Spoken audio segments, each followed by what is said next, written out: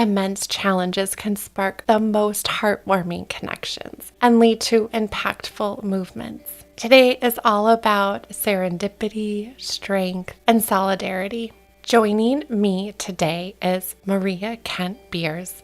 She is the co-founder of Remember Me and the Remember Me podcast, along with Rachel Martinez. These two incredible women, their paths crossed in the most extraordinary way. Rachel from Los Angeles, a trained marriage and family therapist, and Maria, living in Boston, found each other in the midst of caregiving for their parents, who were both diagnosed with FTD, frontotemporal dementia. Today, our conversation is not only about the Remember Me community and the podcast, but also an exploration of how these two remarkable women turned their personal struggles into a beacon of hope and support for many. From the early days of caregiving for their parents, the launch of their podcast during a whirlwind of 2020, to their ongoing efforts in fostering a community for FTD awareness. Their story is as inspiring as it is enlightening. We explore the road to FTD diagnosis, reminisce about the before times, and embrace the good that emerges from life's toughest challenges. These women are on a mission to share stories, educate about symptoms, and FTD awareness. This is a story of love, grief, and the relentless pursuit of a future without FTD. And now I have a new friend in Maria. And after I hit stop on the record button, we kept talking for another hour longer. She has a heart of gold and is full of compassion. And I can't wait for all of you to hear her story and her insight and join now their community. Remember Me. Here is my interview with Maria Kent Beers. Hi, Maria. Hi. We were just chatting. We're like, we got to hit record.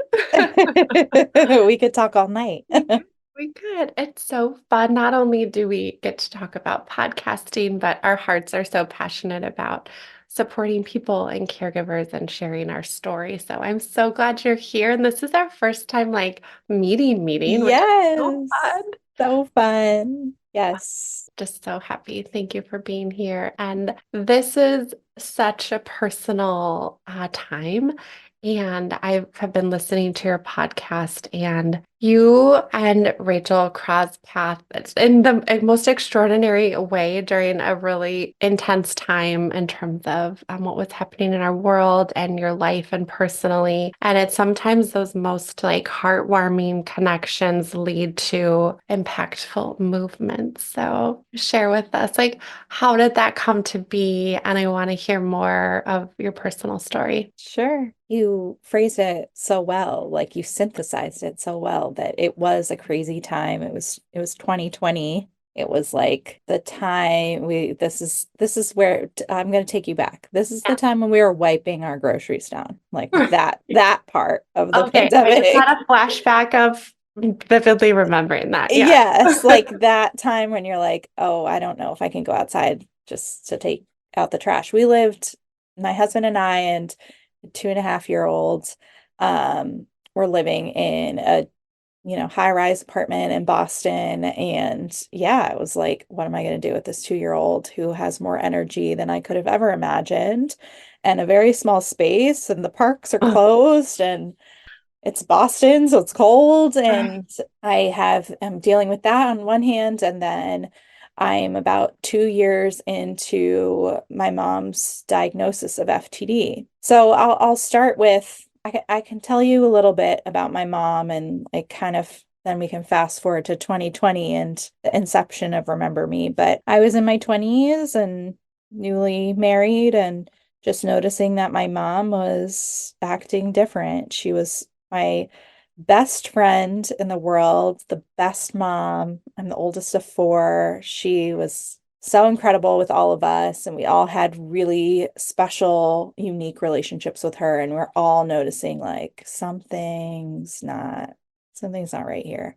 And yeah. she's like 50, and she's wonderful, has a wonderful relationship with my father. And I think sometimes the closest people to us, sometimes they have a hard time seeing the change, or they don't want to see it. And so we kept going to my dad being like, something's not right, something's not right. And eventually it got to the point where my mom really struggled to communicate, and she was an expert communicator. She was just a really smart, vibrant person. She had a blog that she had followers from all over the country where she'd write about her art and just very, very good at articulating herself. And all of a sudden, her vocabulary got, I don't know, just smaller.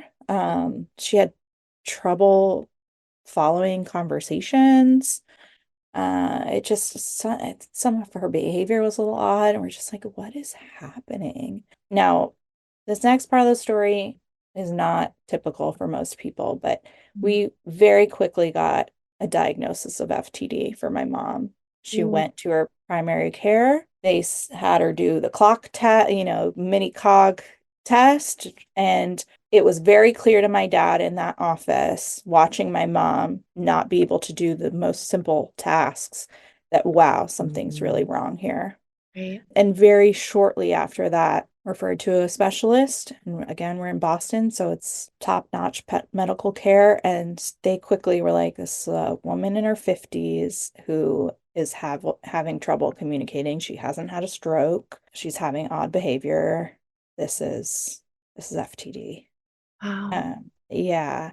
It is unusual that you were able to get that diagnosis pretty quickly because for a lot of people, I would say I hear it takes so long and they're so challenged by not having answers to what's going on.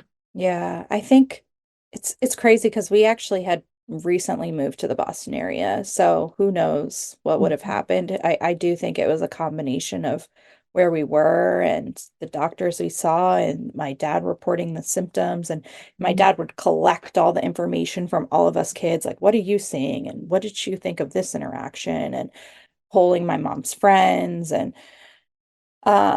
yeah, I think it was just very clear. I think because my mom had, what they call the language variant or primary progressive aphasia, that kind of was her initial presentation of the disease. Mhm. Um, but And she would say, what phrase would she say over and over? oh, oh, so many. But my favorite and one we talk about on the podcast is it's 5 o'clock somewhere. Right? Like, and it didn't mean like she had to have a drink. It was just like anything good. It was just like she'd smile and be like, 5 o'clock somewhere. Like, Oh, what? What? I love that she would smile when she said that. Oh my gosh. She never stopped smiling, even to the very, very end. I like to say she was just so graceful in just such a horrific disease. Mm. And you know what is just the impression when you're sharing it is what your mission is you're giving us a glimpse into who your mom was before the disease, which is what I know you guys really try to celebrate for people and to keep those stories alive. Yeah, I mean, I can fast forward us to 2020 when I'm a couple years into this. I mean, I had no idea what FTD was. I didn't know how to articulate it to people around me. I felt so isolated. And I think, I'm stuck in the house and I'm like, I want to just start sharing my story, and I want to do it in a way that like people truly understand what this is all about and what we're dealing with. And I think one of the hardest parts of this disease, and it can be with other forms of dementia as well, is that you really slowly lose the person and you grieve before they die, and you grieve at every stage. And, with FTD, there's a lot of personality changes.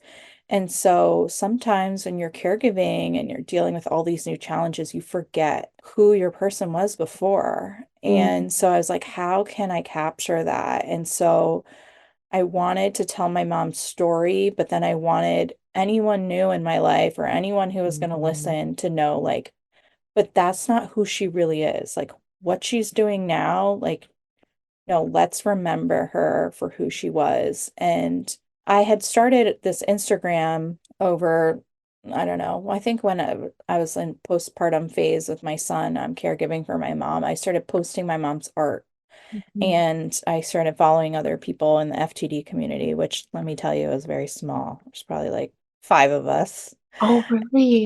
Yeah, I mean, So you found each other. Yeah. yeah, I found people from hashtags. I mean, many of them I still talk to. And yeah, Rachel, my co-host on Remember Me, I saw her profile. I saw that she would post when she'd go visit her dad in his assisted living, and I just resonated so much with the way that she's an incredible writer, and she'd write these long posts of just how it felt to be with her dad and what she was experiencing. And I connected with it so much. So I followed her. And one day I just posted, I want to share my story. I want to do a project. Does anybody want to do this with me? And does anyone want to share their story? I think I said. And she responded. And I had never really talked to her, but she messaged me. And then we got on a Zoom, and she's saying stuff about her dad, and I'm saying stuff about my mom, and we're just nodding at each other, and just, I don't know, it's just this ease of like, oh, she understands. Like, I don't have to be like, so then my mom did this, like she Yeah, gets it. she gets it. Hmm. And I called her a couple days after the Zoom, and I was like, I'm still like workshopping what I want this to be, but like I think I want to do it as a podcast. And like, do you want to do that with me? And she was like, well, okay.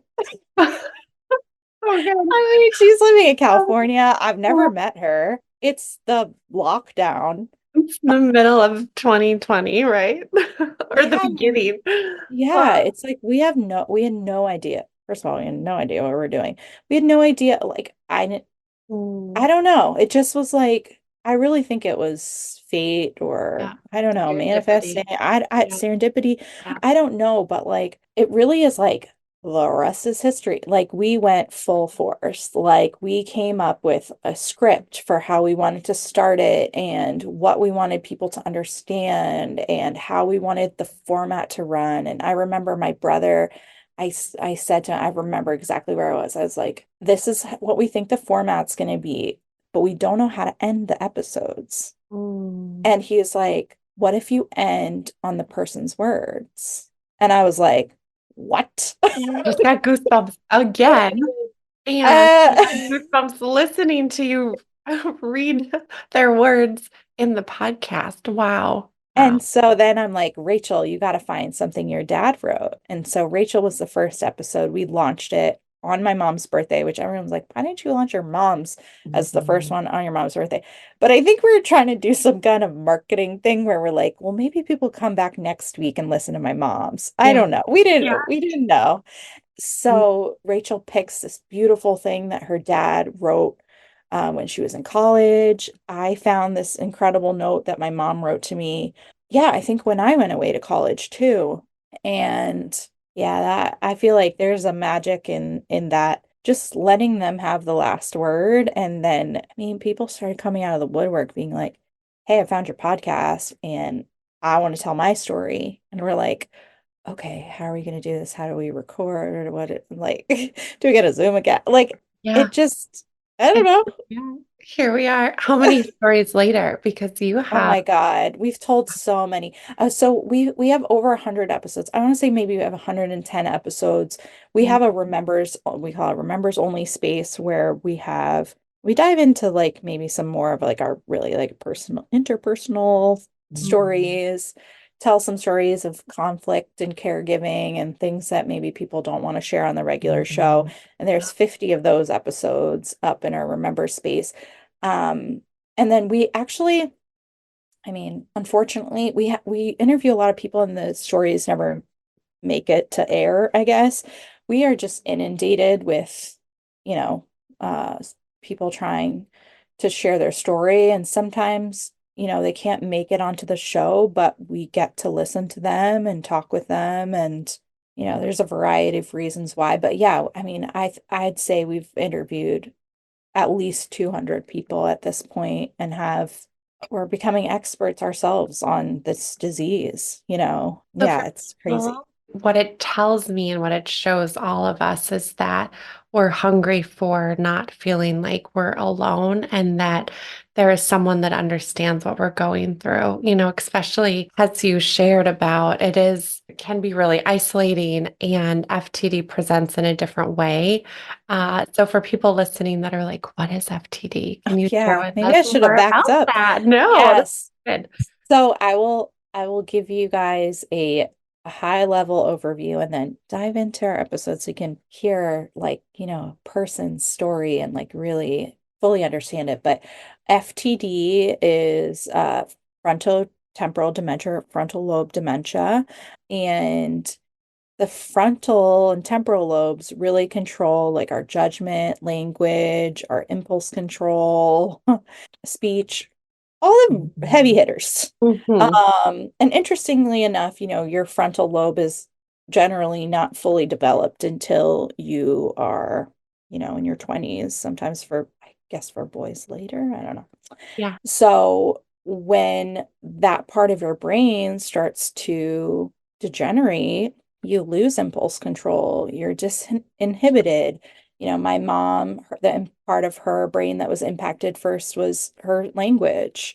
And it's really like, I don't know, I feel like the frontal lobe is like what makes you who you are. And so So true. Yeah. yeah, people experience really drastic, personality changes. And the kind of like hallmark of this disease is that typically affects people under the age of 60. It's the most common form of dementia under 60, which is even an odd statement to say because I don't think I knew, and I don't think many people knew up until a few years ago that you could have dementia under 60, you know? Yeah, I agree. Uh, I think now we're having more awareness of that, but right, previously we associated it more to older age. Yeah. Yeah, I mean, I had no idea when they told me. Yeah, I remember just feeling like whatever my mom has, like it's not going to get better, but I didn't know you could have dementia. She was 52 when she was diagnosed. Like, what? So that's a big part of FTD is that often people start showing symptoms like in the middle of their life. Many people, they have to stop working, they have small kids. Yeah, it's just, I mean, all dementia is devastating, but at that time in your life, and then with what little resources there are for, people being disabled at that age and being affected at that age, it's a really, really devastating disease. Oh my goodness. And I think too, it's just any disease at any age is so unexpected. But when you're in that midlife, right, so much is happening. The momentum of your life is almost starting. And then to have it really be just interrupted in a devastating way. Yeah, So hard. Did you it's so find hard. that was your mom open to getting help or receiving that diagnosis? Or did you have to really go through the process of having her do that unwillingly? What was that like for you? That's a good question. I mean, I think it's something people definitely struggle with, particularly with like the behavioral variant, which is more people exhibiting like those challenging behaviors and personality changes at the onset. My mom was like pretty easygoing, even in her disease. I do think she protested what the doctors were saying. I think she did have some awareness. I mean, one doctor bluntly told her, another part of my story I haven't shared is that my mom also had ALS. That is a component. Some people, there's numbers, lots of numbers out there, but let's say some people say 30% of people with FTD also have ALS. Mm. So there was a doctor who bluntly told my mom, you have FTD, you have 7 to 10 years to live, but we think you have ALS. So probably cut that in half. So Wow. then my mom just kind of perseverated on that. So I mean, to answer your question, no, that wasn't a part of our story of really having to drag her, but she did protest, no, that's not true. Like, am I gonna die? I don't want to die. Like it was Oh, some of the most heartbreaking. And I remember when she got the ALS diagnosis, with what literal words she had, she did try to comfort me. My husband, we were talking about this the other day. He's like, remember, she would be like, I'm gonna live a long time. my legs are good. Like, It's her way of saying, sweetie. Yeah. yeah. And so I don't know, it's hard. It's hard too, and we ask every doctor we talk to on the podcast, like, do they have insight, you know? And a lot of people don't. I think my mom knew something was wrong, but I don't think she wanted, I don't know, don't think she wanted to burden us, but we were able to get her to doctors, but sometimes she gave those doctors a dirty look when we were in there, and I think sometimes she'd leave being a little angry at them. I think she didn't want to face it, but then I also don't know if she fully grasped what was happening. Yeah, and you talk about the variants, when your mom had more of the language variant, what are some of the other variants, or what are some of those maybe symptoms that present in different ways if people are listening and go, you know what? Yeah, something I just feel is not quite right. Yeah. Oh my gosh, there's so many. So on our podcast, typically the first question we ask is, what was the first thing that you saw? And I'll Mhm. tell you in, the 100+ episodes, I mean, almost everyone is different. Yeah. Yeah, it's so crazy to me. I'm like, is this gonna get like redundant? Like, I remember in the beginning, Rachel and I are like, how many stories will we tell? Like, when is it gonna? No, You're no. like, it is. They're all different. So there's just such a spectrum. I think the most common is the behavioral variant.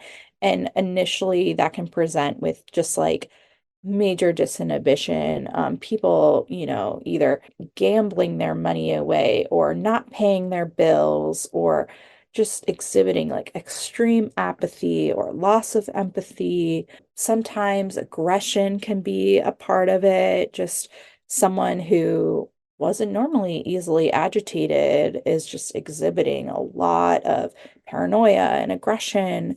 There can even be uh, uh like hallucinations, which I know can happen in other, forms of dementia. So that's a lot of the behavioral variant. Um, and then with primary progressive aphasia, which is what my mom had, there's like a spectrum of that as well. There's like loss of object knowledge where, you know, I think this would happen with my mom, where she'd like see a shoe, but like she couldn't say, like she didn't know what she's supposed to do with the shoe.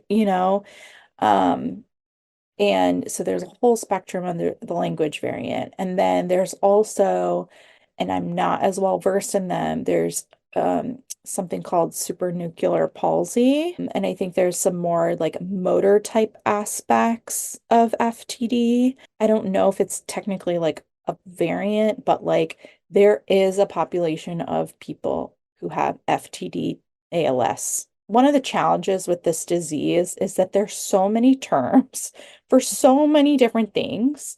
And we're already just trying to get people to have awareness of FTD. Yeah. And It's like, what? So one woman that we interviewed, her mom was diagnosed in the 90s, and back in the 90s they called it Pick's disease. Like, what? What's Pick's? So a lot of people will say behavioral variant or primary progressive. I know when Bruce Willis's family came out, it was initially aphasia. That's kind of the terminology they use, and then they kind of came forth and said, okay, it's FTD. So I think that can be really confusing, but at the same time, there is just such a wide spectrum. And it's just really people changing. It can be very subtle, but just people changing like who they are, how they normally interact with the world. yeah. I know one of my guests, originally they thought her husband was diagnosed with like adult ADHD and then Mm. was seeing like a mental health therapist and maybe thought some other depression was going, so I think that's what can be challenging is you're not expecting to have this sort of disease present at such a young age, even though now we're having more of awareness that could be what it is. But it's almost like you have to uncover and go through some of those other, gosh, insights before you get to what it really is. And what's sad about that is that then maybe years go by Oh, yeah. without feeling supported and really know what's going on. And then there's just a lot of frustration because of how it affects the frontal lobe, it affects your relationship so much, and the people close Yes. to you. And when there isn't that awareness too, it's like, so my mom, she really stopped like texting me and my sisters, and we used to talk all the time. And when we didn't know what was going on, I'm like, does my mom not like me anymore? Like, Yeah. and until, I mean, for us, again, it was so quick. But even when we did get the diagnosis, I don't think I fully attributed all the things she was doing to the disease. Now, after essentially studying this disease and going to Talking to hundreds conferences of and people. Yeah. yeah, and literally sitting down with some of the top experts who, by the way, the top experts also happen to be like the kindest humans. Oh, Just I'm like, wow, I learn new things every day that I'm like, oh, my mom wasn't trying to upset me. Like that was a part of the disease. And I think that's another hard thing of just like, yeah, it's there's so much frustration when you don't understand and there's this blurred kind of timeline of like, was that the disease or was that, and that can get really, really hard too. so, personal question. You don't have to answer this. Did you have to, for your own self, go through any like reconciliation or therapy in terms of maybe some of those dynamics? Like it's not personal, but I think because of how FTD can present, some of those relational aspects are hurtful, even though it's like logically, okay, that's the disease, but yet it's still like my mom or like my spouse or my dad. And I don't, Yeah. just curious about that. I mean, I wouldn't say over like I would say no. That wasn't really what I sought in therapy. I think I was pretty nothing really devastating ever happened between me and my mom. I mean, there were some things around my wedding that I can clearly point to now and say, okay, I knew at the time this is not my mom. Why is she behaving this way? And then I could attribute it to the disease. But we recovered very quickly. Like, I mean, I moved in with her as soon as, we got the diagnosis. We left Boston, me and my husband. We didn't have a child at this time and moved in. And I mean, I spent every day with her. I'd take her for ice cream. I'd take her to Starbucks. I'd play music. I mean, we were good. But I Oh, can't imagine. I see a lot of people online talk about how they had, even, prior to disease, challenging relationships with the people that they're caring for. And I can't even imagine what that's like to, be in the position where you are carrying the load of being their everything and their caregiver. And maybe you don't have a rosy, nice relationship, or maybe they are kind of mean in their disease. And I don't, my heart goes out to those people because I think it's pretty common. well, and that's where we will have everyone listen to your podcast and feel supported and connect and understand more about that, even from the experts that you have on too. What would your advice be for people that they've maybe just discovered that their loved one has FTD? Mm. Okay, deep breaths first. Give yourself as much time as you need to digest.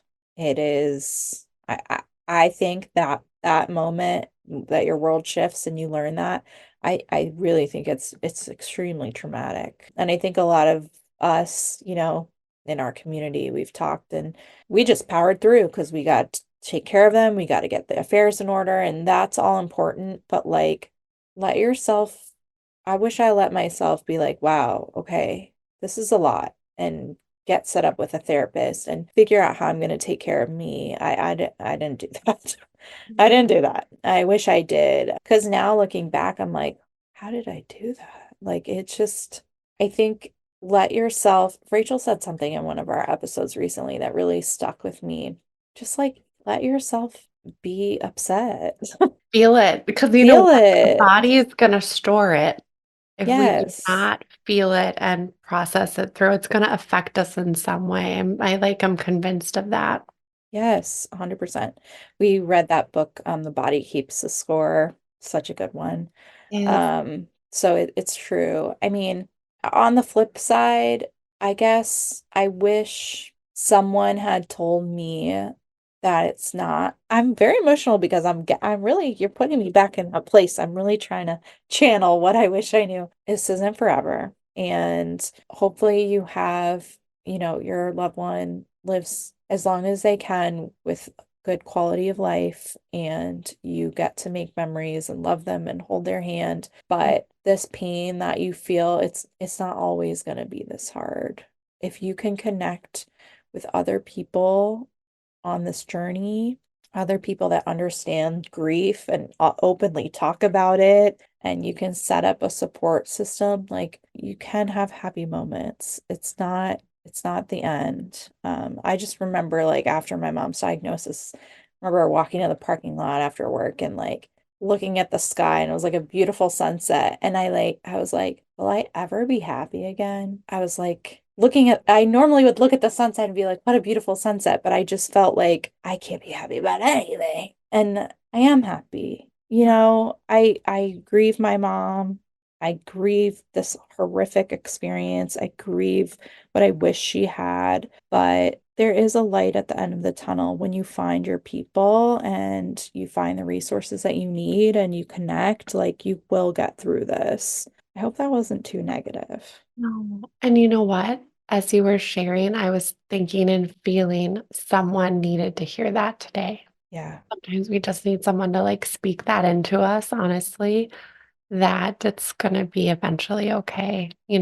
One of the things that I just loved about the work that you guys are doing is that you really, in the midst of the challenges, you talk about how you find and focus on like those positive moments. And even with the merch that you have, like always, always accept the good. Yes. Did that obviously stemmed from your own experience, but you're just and reinvigorating that for people is reiterating that point of always accept the good, even in the Yeah. challenge. Yeah. That is actually something that Rachel's dad used to say to her was accept the good. And I think we can't do it every day. Hmm. That's not the goal. But have your heart open and your eyes open for the good moments in this journey, and you're gonna find them. I mean, they will reveal themselves to you. I mean, and I wish I knew that earlier too. I wish I had looked for that earlier. Now looking back, I'm like, I was doing it, but I wasn't like so conscious about it. But like, when I put on music in the car with my mom, and when I take pictures of my son sitting in her wheelchair with her, those little moments, there's still beauty, there's still connection. My mom couldn't speak the last years of her life, but there was still so much nonverbal communication and connection that we felt. And you can find it if you look, you'll find it. Thank you for that reminder. And honestly, looking at you've shifted the energy of right pain and the hard things that you went through, and both you and Rachel are now pouring that into Remember Me and the advocacy. And, I think sometimes even in my life, the most like the hardest times in my life are when I've had like the most pain. I like channeled it into creation because it's like sometimes that's all we can do when we're Yeah, of just feeling like so sad. And when you see like the good things come out of that. Yeah. So thank you. course. Thank Yeah. you so much. I hope that was helpful. Oh, we just need, like I said, I think to speak that into us, like because you've been there, for a lot of people, when we're in it, we don't want to hear, I think sometimes when like everyone's Yeah, out, when they haven't been through what you've been through, it's like the stubborn part of me is like, don't tell me what to do. right, right. Right? Like No. you haven't been in this. And I feel, because when you share, like you've been in it, like in all the hard stuff and been through it and have walked not only through it with yourself, but like the hundreds of people you've had the opportunity to meet. And so I think hearing from you gives people more comfort in that because you've like walked the path that they're walking for sure. Yeah, we're in this together. Yeah. If nothing else, I hope that, our podcast just helps people feel that they're not alone. Because for so long, I really felt so alone. And one day I was like, I'm not doing that anymore. No, I'm gonna tell no, people. I'm gonna no, find my exactly. people. And specifically with FTD, I thought it was so true. Like as you and Rachel were talking to, you're like, people will be like, and they can't remember things and right, some of Yes. the misconceptions, and you're like, no.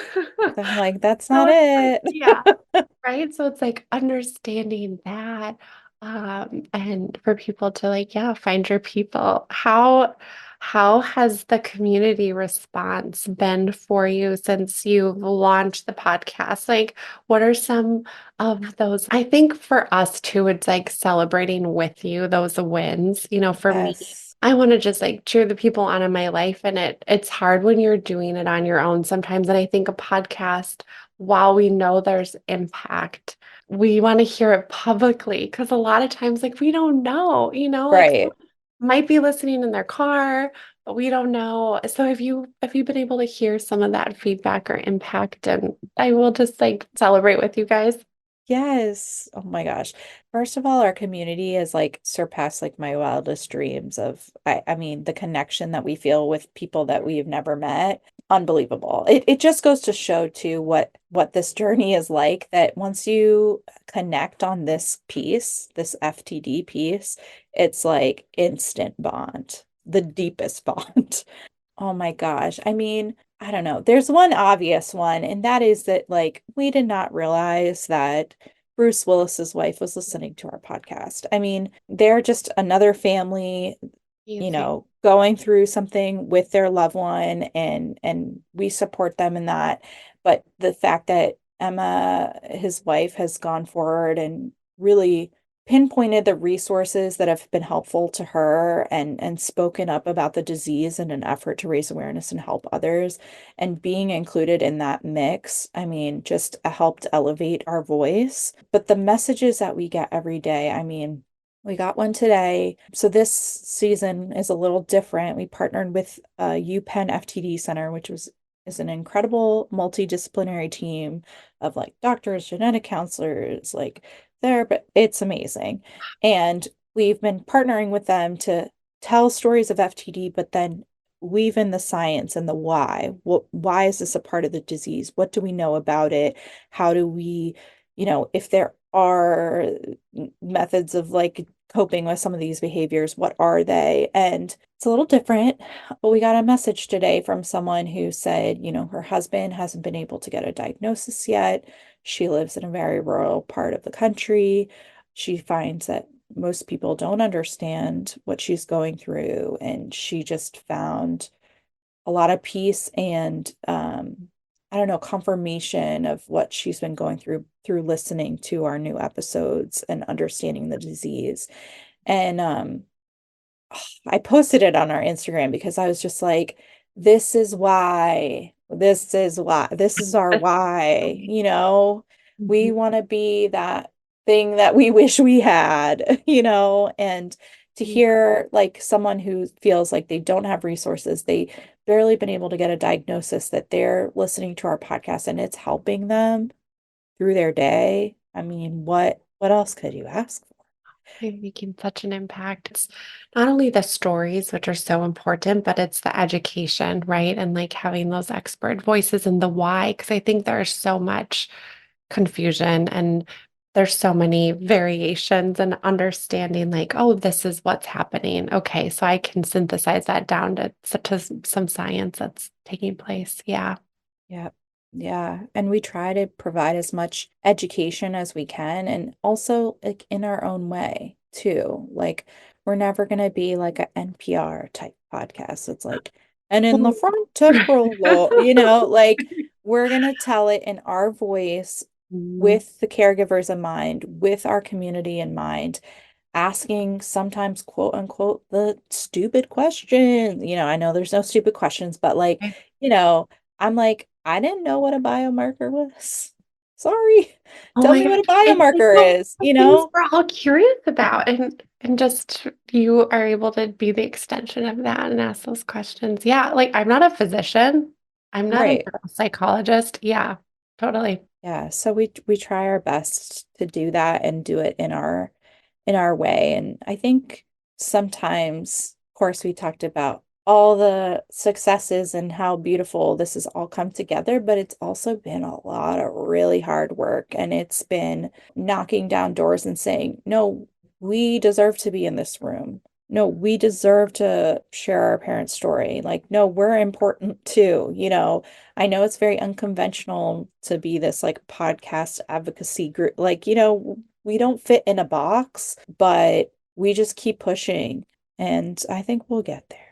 We'll Well, get there. I'm right there with you. Oh my gosh, I relate to that because it is unconventional in the sense of, yes, podcasts are more mainstream, but in terms of building community and then almost like a business around that Hmm. and wanting to be right, like in rooms and having caregiving and FTD and a part of these mainstream conversations, which is my dream, my Yeah. goal, yours, right? So it's like if we can just come together, elevate the voices, I'm hopeful because I think our world needs it and people are desperate for it, like just all Yes. the people that are like, I want that community and I want that support. Some people like support groups are wonderful and I highly recommend them. But some people don't feel comfortable with a support group, even an online support group. And to pop a AirPod in their ear or headphones, and go for a walk, and that helps them, feel a connection. We get a lot of messages we get too is like people just being like, I feel like I'm in your friendship. I feel like I know you, and that connection can happen when we're telling such deep stories and being so vulnerable and like that Mhm. connection is still happening. And I think maybe it's just the burden is on us to educate, medical professionals and the larger organizations to be like, this is important. Podcasts, they're very important. This new age talking to people on Instagram about these, like this is important. It's just a different way, but it's important. Yeah. And when I think about how I consume information and where I go to, it is podcasts. It's when I'm doing the dishes or folding laundry or going for a walk or even and online, right? Like I'm looking at that maybe before I pull up. And I know we're all different, right? But like when I think about my peers and kind of how I consume information and get support, it's a big part of my day. And so Yeah. I know, and for a lot of people, so it is, it's where we go. And it's been meaningful, right? Like I've had deep friendships come from people that I've maybe met online, so to speak, and then meet in real life or person or on Zoom or whatever. And now I'm like, oh my gosh, I can't imagine life without these people. So it is Yes. absolutely meaningful. What are your hopes for the future? And you obviously kind of just shared a little bit about that of like having just even deeper impact. What are you seeing in terms of FTD awareness, support? What are you excited about? Any upcoming projects or things that you're willing Yes. to share and move Yes, of forward? course. I will share, I will share a few. I think getting our goal is always to get in as many rooms as possible and really to be like the liaison between the community and the medical professionals because,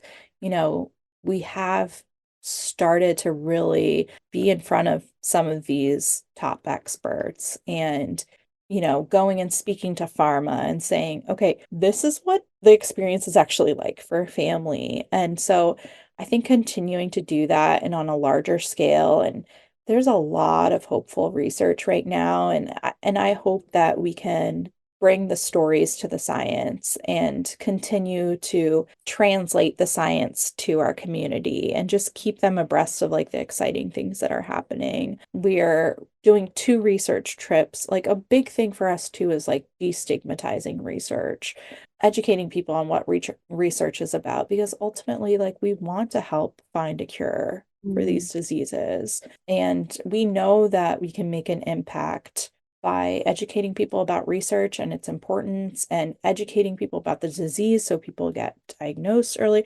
Like all of it will lead to a cure someday and hopefully in our lifetime. Yeah, we have a lot of research trips coming up and plan to share a lot of that with our audience. We're speaking at the AFTD conference in May, and yeah, just continuously trying to share our story and grow our community. And we have a lot of hopes and dreams, but that's pretty much where we're at right now. Oh, that's so good. For families that have loved ones living with frontotemporal dementia, what other resources would you say have been helpful? Like, where would you direct them? Yes. So the Association for FTD, the AFTD, is really the largest organization for FTD, and they have a lot of information on their website. And they have support groups all over the country that you can find on their website. I would direct you, like, really to this season of our podcast that really is breaking down the different aspects of FTD. And we actually did companion blog posts for each episode that's released. There's a companion blog post that we did in partnership with the Association for FTD, where they really kind of collaborated with us to pull out some of their key resources for these topics. So people are finding that very, very helpful. I'll be honest, there's not a lot of resources out there. There really aren't. I think that there's other great organizations like HFC. If people are on Instagram, you look up We Are HFC. HFC is an organization started by Seth Rogen and his wife, Lauren Miller Rogen. Her mom had early onset Alzheimer's. She was a guest on our podcast. They're doing incredible work using their platform. But one of the great things that they have, because they really encompass all dementias, is they have a lot of respite grants. And, I know that is something that is very much needed. So I like to point people in that direction to apply for respite. They also host like these community lounges, which is like maybe like a more casual type version of a support group. They do them centered around different topics. Rachel and I pop on there to do an FTD lounge, they call it. They do coloring. They have a wide range, and it's also very much targeted to like younger people. And Mhm. in that vein, I never personally use their resources, but I've heard that Lorenzo's house is incredible for young people, typically like, under 35. So finding resources for, we often get asked, how do I explain this to my teenager or my children? And how do I get resources for them if their parent is changing? And I lead them over to Lorenzo's house because that is really their mission.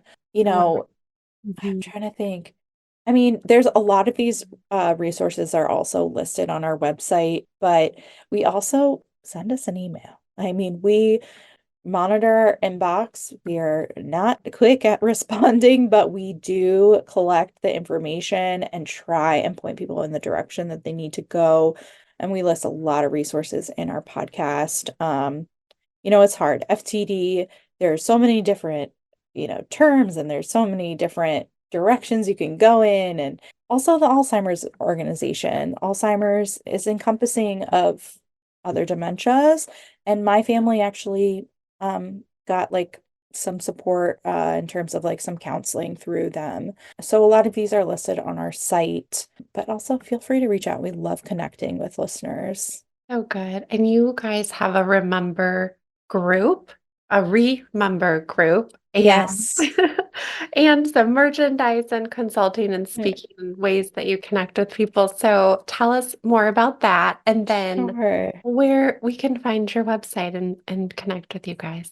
Awesome. So the way that we fund the work that we do is through all these little creative things that we come up with. And one of them is Remembers, which is turned into like one of the best parts of Remember Me. And that's like our little private community. We have a Facebook group, we have extra podcasts, we have a book club in there, we have different type of support groups, like we do art events, and like we make it fun. And it's a really, really special group. There's about 50 members in there now. So you can learn about that on our website, remembermeftd.com. And oh my gosh, there's really not much we won't do. So we love to speak. We'll talk at the NAPA Council. We'll go to Pharma. We'll go speak at conferences. Like we want to be the voice for FTD, because a lot of times FTD isn't being talked about. But it is a form of dementia. It is not as rare as I think we think people once thought. So any information about partnering with us or supporting us, you can find on our website, remembermeftd.com. And then also, we're just big on Instagram. We like to share. Typically, we share a lot when we're together. As I said, Rachel's on the West Coast, so I'm on the East Coast. So when we get together, it's all kinds of fun. And we share a lot about our parents, about our grief journeys. I didn't even mention this, but after we started the podcast, Rachel's dad and my mom passed away 1 month apart. Yeah, so we talk a lot about grief. Oh, I can. Oh, yeah. And Yeah, that you had each other. I mean, wow. great. It was really crazy. And we had like just started the podcast, so we're like, do we keep going? Yeah. And ultimately we're like, yes. Yeah. But we document a lot of stuff on our Instagram, and a lot of people find us on there. It's just Remember Me podcast. But yeah, we've got a lot of stuff going on. We'll include it. We'll include it in the show Thank notes. you. I'm so glad you're here. And I'm sad Thank our time you. is over, but it's gonna be good. We'll just keep in touch, and I'm so glad that our paths crossed and that you're Yes. able to share with us and give us perspective on something that can be really hard, but so needed, and such a great community, and inspiring and hard and joy and love and grief and all the things. So thank you so Thank you much. so much. Thank you for giving me the space and the opportunity to talk about my mama. I love her. So thanks. So good. Thank you. Thank you for listening today. If you enjoyed our episode, please subscribe and give us 5 stars. In all honesty, we'd love to hear from you. Thank you so much for listening to our episode.